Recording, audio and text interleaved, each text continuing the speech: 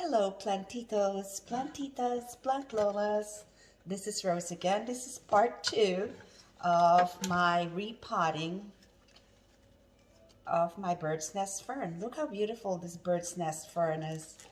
I had cleaned the inside and every single leaf on this, back and front, cleaned it off the scale that was infesting it, and unknowingly it was also spreading from the soil, which was over 2 years old, well, approaching on 2 years old, and that's that. And we are moving to New Jersey in about a month or less, so I don't have too much soil left. What I intend to do is put this temporarily in this little cup, okay? And this way, when I do pack all my plants, I can wrap it around this, hold on a sec, I'm going to show you. I ordered these big roll of saran moving wrap, and I'm going to wrap it around this and put it in boxes. Actually, I'm using plastic bins for all my plants that I'm taking with me in the car.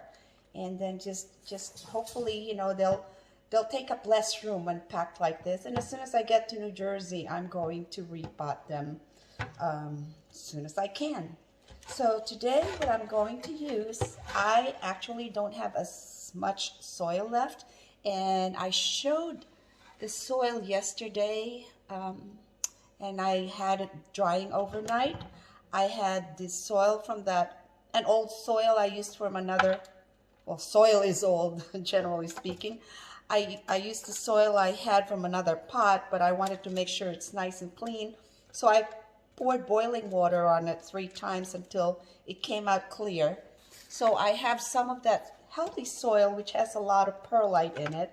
But I do plan, since I'm not going to need a lot, I also plan to use this bromeliad mix. This bromeliad planting mix, so that my medium will breathe nicely. Beautiful bromeliad planting mix, and it's really good. It's a nice mix. It'll let the air through, it'll let the water through, and hopefully promote healthy growth for my beautiful bird's nest fern. So this is what I'm doing. I'm filling it up. Of course, I put a couple of big holes in the bottom so it drains out nice and clear. And I failed to mention yesterday that I also soaked this fern in the sink. I showed it in a solution of, I would say, heavy on water. I would say 75% water,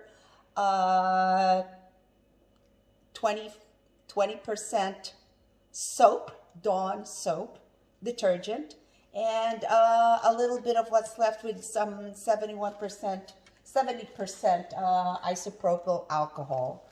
So, you know, I let it soak with that.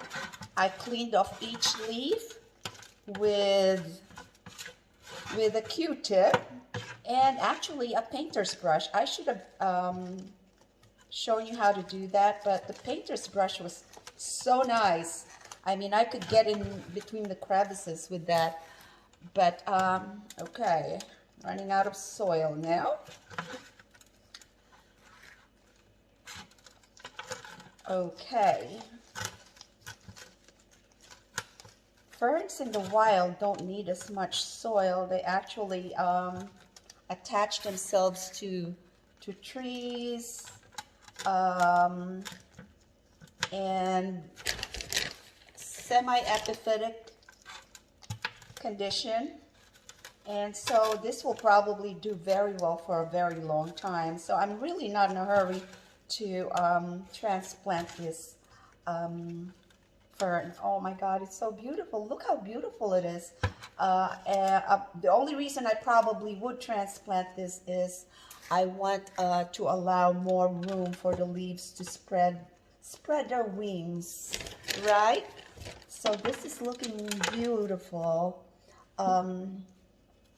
I dread the move. I'm excited to move back to up north and leave Florida, but also I do dread the fact that I'm gonna have probably, I got rid of a lot of plants. I gave them away, sold a couple, but I do dread that trip, the packing part, because I think every night of how I'm gonna pack